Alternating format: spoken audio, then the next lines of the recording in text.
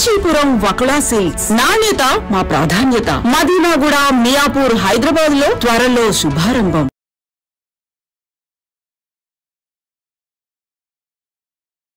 శ్రీమతి కల్పన గారు నిన్న సాయంత్రం CC holistic hospitals Nizampet branch కి అత్యవసర భాగానికి నిన్న అపస్మారక స్థితిలో తీసుకుని రావడం జరిగింది. నేను ఇమీడియట్ గా అందరం డాక్టర్స్ ట్రీట్మెంట్ వెంటనే ఆవిడకి తగిన ట్రీట్మెంట్ చేసి కొంచెం నిన్న సిగ్గా ఉన్నారు. దానివల్ల వెంటిలేటర్ పెట్టడం జరిగింది. ఐసీయూ డాక్టర్ గారు, లంగ్స్ డాక్టర్ గారి సహాయంతో ఇవాళ ఉదయం వెంటిలేటర్ తీసేయడం జరిగింది. రైట్ నో ఇప్పుడు ఆక్సిజన్ మీద ఉన్నారండి, స్టేబుల్ గానే ఉన్నారు. నెక్స్ట్ ప్రోగ్రెస్ చూడాలి.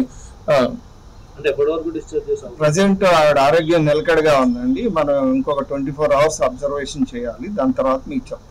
ఈ లంగ్స్ లోకి వాటర్ వచ్చాను అంత బానే, ప్రస్తుతానికి అంత బానే ఉంది.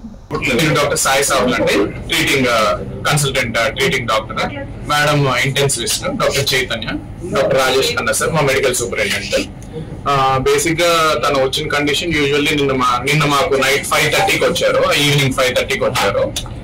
5:30కి కొంచెం కంప్లీట్ డ్రౌజీ స్టేట్ లో అట్లా తీసుకుని వచ్చారు. అప్పటికి మాకున్న హిస్టరీ ప్రకారం నిద్రమాత్ర టాబ్లెట్లు కొంత ఎక్కువ మోతాదులో తీసుకున్నారని చెప్పి మాకు ఇన్ఫర్మేషన్ ఉండింది.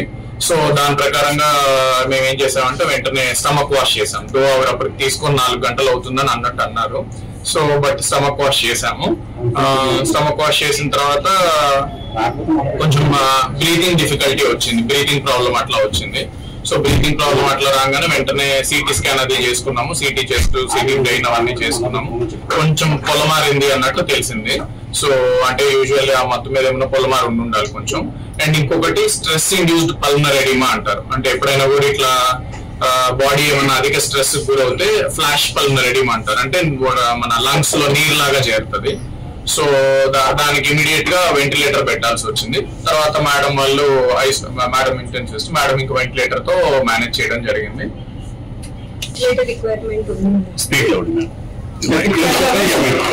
12 గంటల పైన ఆమెకి వెంటిలేటర్ అవసరం అనేది పడింది. సో ఇవాళ ఉదయం ఇప్పుడే ఆవిడకి కొద్దిగా వెంటిలేటర్ అనేది రిమూవ్ చేయడం జరిగింది. తను పూర్తి స్పృహలోనే ఉంది. ఆక్సిజన్ అవసరం పడుతుంది. వెంటిలేటర్ తీసేసి ఒక 2 hours ఆక్సిజన్ రిక్వైర్మెంట్ మీద ఉన్నారు. ఆక్సిజన్ మీద మాట్లాడడం కూడా జరిగింది. మాతో మాట్లాడారు ఏంటిది అనేది చూడాలండి. ఇంక ఇప్పుడు అంటే ప్రస్తుతానికి వెంటిలేటర్ నుంచి ఇప్పుడే తీసాం కాబట్టి ఆక్సిజన్ రిక్వైర్మెంట్ అని చెప్పాం కదా, ఆస్పిరేషన్ అయిందని. ఆస్పిరేషన్ వల్ల కొద్దిగా ఇన్ఫెక్షన్ లాగా ఫామ్ అయ్యే అవకాశం ఉంటుంది. సో దానికి ఇప్పుడు యాంటీబయాటిక్స్ అవి ఆల్రెడీ స్టార్ట్ చేసేసాం నిన్న నైట్ నుంచే. చూద్దాం. బట్ యాజ్ ఆఫ్ నౌ చూస్తుంటే మటుకు స్టేబుల్ గానే అనిపిస్తున్నారు. మోస్ట్ లైక్లీ డేంజర్ నుంచి బయటకు వచ్చినట్టు.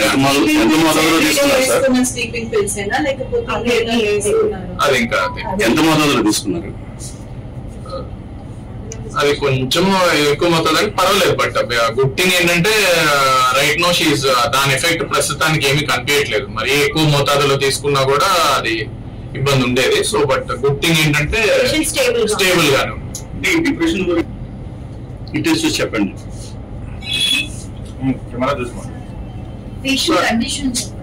అదే పేషెంట్ కండిషన్ ఇందా చెప్పిందేనండి. ఇప్పుడు వెంటిలేటర్ తీసేసాం కాబట్టి 9 o'clock కి definitely right no stable only.